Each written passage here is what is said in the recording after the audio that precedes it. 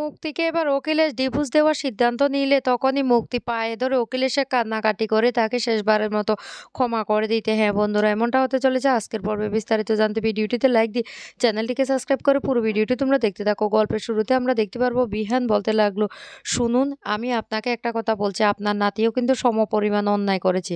এই কথাটা বলার সাথে সাথে অভিজ্ঞানবাবু তখন বলতে লাগলো, মুক্তি ওকে ইউজ করেছে, মুক্তির কথা শুনে ও এমন কাজটা করেছে, না হলে আমার নাতনি এমন কাজটা করতো না। ও তো সহজ সরল একটা মেয়ে। মুক্তির কথা মতো ও চলতে গিয়ে আজকে এমন একটা কাজ করে ফেলেছে। মুক্তি তখন বলতে লাগলো, অভিজ্ঞান বাবু আমাকে এখন ফাঁসিয়ে দিচ্ছেন তো? আমারও সময় আসবে তখন বুঝবেন।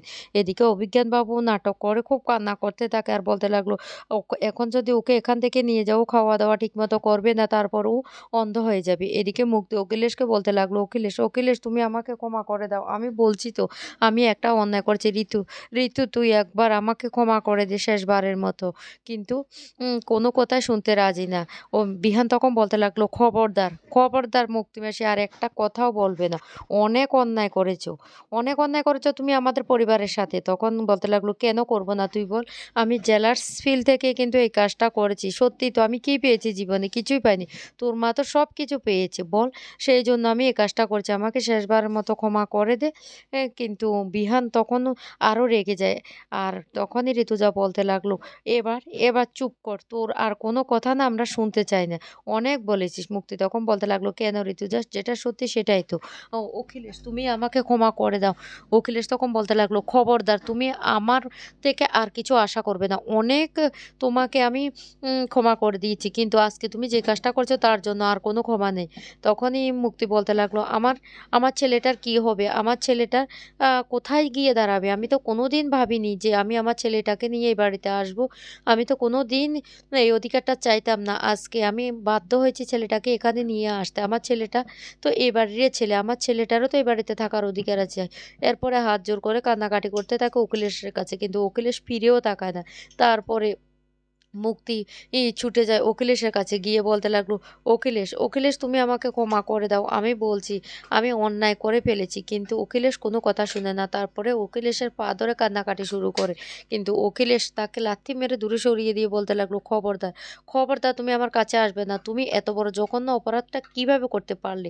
আমি সেটা কোনো দিন মেনে নিতে পারবো না। এদিকে বিহানের কাকিমা বলতে লাগলো, ও ঋতু যে মুক্তি তুমি কি এবার কি আমাদের পরিবারের সবাইকে ফাঁসাতে চাইছো? মুক্তি তখন বলতে লাগলো, আমি কি করব বলো?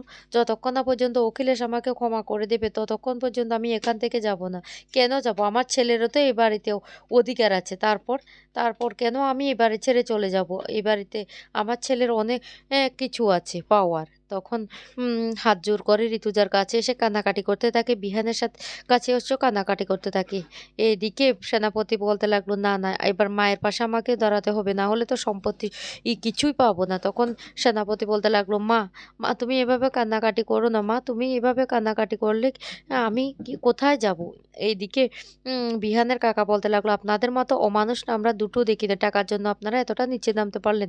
আপনাদেরকে না এক্ষুনি মেরে ফেলা দরকার। এই বলে ওদেরকে মারতে গেলে বিহান আটকে ফেলে।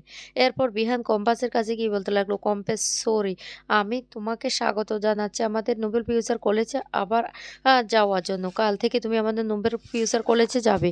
আর তোমাকে যে প্রজেক্টের কথা বলেছি সেখানে তুমি কাজ করবে। এমন নতুন কিছু তৈরি করবে যাতে আমাদের কলেজে সুনাম অর্জন করতে পারো। কিন্তু মোনালিসা তখন রেগে কি করবে কিছু বুঝতে পারছে না। এদিকে দাদু বারবার মোনালিসাকে শান্ত করার চেষ্টা করতে থাকে, কিন্তু মোনালিসা কিছুতে শান্ত হয় না। অভিজ্ঞানবাবু তখন বলতে লাগলো, ও বিহান বিহান তুমি একটা কথা শুনো, আমার নাতনি অনেক বড় ভুল করেছে, আমিও বুঝতে পারছি, কিন্তু সেটা একমাত্র করেছে মুক্তির কথা। মুক্তি ওকে যেভাবে বলেছে ও তো সেইভাবে বলেছে। ঋতুজা তখন মুক্তার মুখোমুখি হয়ে বলতে লাগলো, শুনো ঋতুজা, অনেক বড় অন্যায় করেছিস।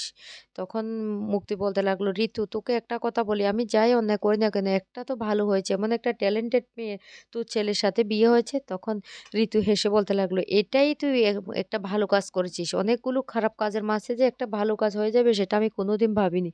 এই কাজটার জন্য না আমি খুব খুশি হয়েছি।" এরপরে ঋতুজা হাত জোড় করে ওদেরকে বলতে লাগলো, "আপনারা এবার চলে যেতে পারেন।" তখনই সাধু এমনকি থাপা সবাই বেরিয়ে যায়। তারপরে ঋতুজা বলতে লাগলো, "হ্যাঁ, এই কাজটার জন্য আমি তোকে ক্ষমা করে দিতে পারি। কিন্তু তোকে আরেকটা কথা স্পষ্ট জানিয়ে দিই। এরপর থেকে যদি আর কোনো অন্যায় হয় আমি কিন্তু কাউকে ছেড়ে কথা বলব না।" কিন্তু অভিজ্ঞান বাবুকে বলতে লাগলো, "অভিজ্ঞান বাবু শুনুন, আমার ছেলে কিন্তু বলেছে যে মোনালিসা তার প্রেমিকা নয়, এমনকি তার জন্য উপর কোনো কিছু আশা না করতে। তাই আশা করি আপনারা নাতিন এবং দাদু সেটা ভালো করে বুঝে গেছেন। তাই আপনার নাতিনকে ভালো করে বুঝিয়ে দিন যে ওর এই বাড়িতে কোনো জায়গা হবে না। ৩ দিন পর ব্যান্ডেজ খোলা হবে, ও যেন এই বাড়ি থেকে চলে যায়।" এদিকে রশ্মিকা ঘরে এসে কম্পাসকে বলতে লাগলো, "মোনালিসা নাকি মিথ্যে অভিনয় করছে। ওর আসলে চোখেরই কিছু হয়নি। মুক্তি সবসময় ঘরের মধ্যে ঢুকে দরজা বন্ধ করে রাখে।" কম্পাস তখন বলতে লাগলো, "আরে বাবা, সেটা আমি আগে থেকেই জানি।" এই কথা বলার সাথে, সাথে মেঘবালা তখন বলতে লাগলো, "কম্পাস কি বলছিস?" এদিকে বাবুলাল কাকা একটা খাবারের প্যাকেট নিয়ে আসা, সেখানে পিজ্জা, বার্গারের সমস্ত প্যাকেটগুলি। তখন কম্পাস বলতে লাগলো, "বাবুলাল কাকা, তুমি এই প্যাকেটগুলি কোথায় পেয়েছো?" বাবুলাল কাকা তখন বলতে লাগলো, "আমি না পেয়েছি, ওই ম্যাডাম যে ঘরে থাকে তার জানলার নিচে এইগুলি পড়েছিল।" তখনই কম্পাস বলতে লাগলো, "আমি সবটা জানি। ও যে চোখে দেখতে পায় এমন সব কিছু। কিন্তু এখন কিচ্ছু করা যাবে না।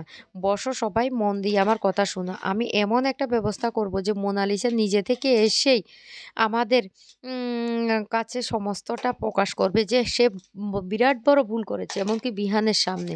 তাই আমি চাই না আমি আগে থেকেই কিছু করব। এমন ব্যবস্থা করব, দেখো না ওর কি অবস্থা করি।" মেঘবালা তখন বলতে লাগলো, "কম্পাস এত বড় মিথ্যে কথা বলেছে, ও চোখে দেখতে পায়?" তখন প্রীতাও বলতে লাগলো, "কি বলছিস কম্পাস? তাহলে এখন কিছুই করবি না?" কম্পাস তখন বলতে লাগলো, "না, না কাকিমা, এখন কিছুই করব না। একটু সময় দাও। এই সব দিক তো একসাথে এ লেগে গেছে। সেজন্য আমি আগে বিয়ের ব্যাপারটা মিটিয়ে নিয়েছি। তারপর রশ্মিকা কিভাবে সবটা করেছে ম্যানেজ সেটা বলে রশ্মিকার প্রশংসা করতে থাকে।" এদিকে মুক্তি বলতে লাগলো, মুক্তিকে তার ছেলে সেনাপতি বলতে লাগলো, "তুমি অনেক চালাকি করো, অনেক চালাকি। সেইজন্য আজকে এমনটা হয়েছে। এবার বলছি তুমি আর কম্পাসের পিছনে লাগতে যেও না।" কিন্তু মুক্তি কোনো কথাই শুনে না। সেনাপতি তখন বলতে লাগলো, "এবার কিন্তু লাস্ট সুযোগ। আমাদেরকে না হলে বাড়ি থেকে বের করে দিবে।" এদিকে উকিলের স্যারও তো এখনো কিছু বলে না। অন্যদিকে দেখা যায় ডিকে প্ল্যান করতে থাকে কিভাবে কম্পাসের মা-বাবাকে খুঁজে পাবে। তখন ডিকে সেক্রেটারি বলতে লাগলো, "ও ওই বাড়ির বড় বউ আর রশ্মিকা ওই মেয়েটা লাস্ট যে লোকেশনে গিয়েছে ওই লোকেশনটা ট্র্যাক করলে পেয়ে যেতে পারে।" তখন ডিকে বলতে লাগলো, "তাহলে তাহলে আমাদেরকে ওখানে যেতে হবে।" এইদিকে অখিলেশ বাবু নিজের ঘরের মধ্যে গিয়ে কিছুতেই উম ব ভাবতে পারে না মুক্তি এত বড় বিশ্বাসঘাতকতা করবে তার ছেলের সাথে। তখন অখিলেশ বলতে লাগলো, "না, না, আমি মুক্তিকে কিছুতে ক্ষমা করব না। মুক্তিকে আমি ডিভোর্স দেব। মুক্তির সাথে আমার কোনো সম্পর্ক নেই। আমি মুক্তিকে এই বাড়িতে রাখবো না। ও আমার এত বড় ক্ষতি করেছে।" এদিকে কম্পাসের কথা শুনে হাসতে থাকে মেঘবালা। মেঘবালা তখন বলতে লাগলো, "কম্পাস, তাহলে তাহলে তুমি কি করবে?" কম্পাস তখন বলতে লাগলো, "বড় বৌদি, দেখো না এবার আমি কি করি। একটা ঝামেলা তো মিটে গেছে। এবার এবার বাকি ঝামেলাগুলি আমি একের পর এক কিভাবে মিটমাট করি, তুমি শুধু সেটাই দেখতে থাকো।" এদিকে মুক্তি প্ল্যান করতে থাকে তার সাথে কিভাবে কম্পাসকে এই বাড়ি থেকে বের করবে। কিন্তু সেই প্ল্যানটা ওর আর সাকসেস হয় না। কম্পাসের বুদ্ধিতে সমস্ত কিছু ফাঁস হয়ে যায় এর আগেই।